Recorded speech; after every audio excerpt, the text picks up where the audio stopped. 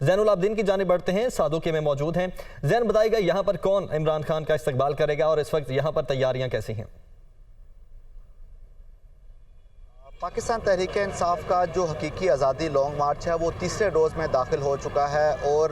عمران خان کی قیادت میں جو لانگ مارچ کا قافلہ ہے وہ براسہ جی ٹی روڈ شہر اقتدار کی جانب آج تیسرے روز رواں دواں ہوگا، اور جی ٹی روڈ کا استعمال کیا جا رہا ہے، جس کی وجہ سے قافلے کا جگہ جگہ پر استقبال کرنے کے لیے جی ٹی روڈ کو فلیکسز، بینرز اور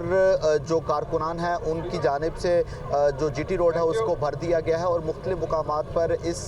جو قافلے کا استقبال ہے وہ بھی کیا جائے گا۔ جیسے ہی مریدکے سے یہ آج اپنے لانگ مارچ اپنے سفر کا آغاز کرے گا تو پہلا پڑاؤ صادقی کے مقام پر ہوگا، جہاں پر سابق وفاقی جو وزیر ہے رانا نذیر احمد خان وہ اس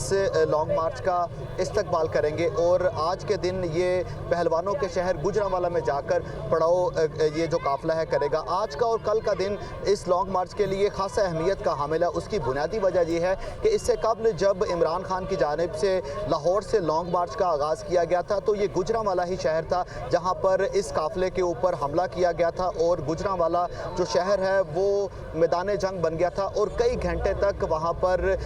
یہ جو کارکنان کی اور پی ٹی آئی کے کارکنان کی اور نون لیگ کے جو کارکنان ہیں ان کی لڑائی سلسلہ جاری رہا تھا۔ تو اس دفعہ ان خدشات کو مد نظر رکھتے ہوئے سیکیورٹی کے بھی انتہائی سخت انتظامات کیے گئے ہیں۔ سیکیورٹی کے انتہائی سخت انتظامات ہیں۔ بہت شکریہ، ہمارے دونوں نمائندوں کا ہمارے ساتھ موجود تھے۔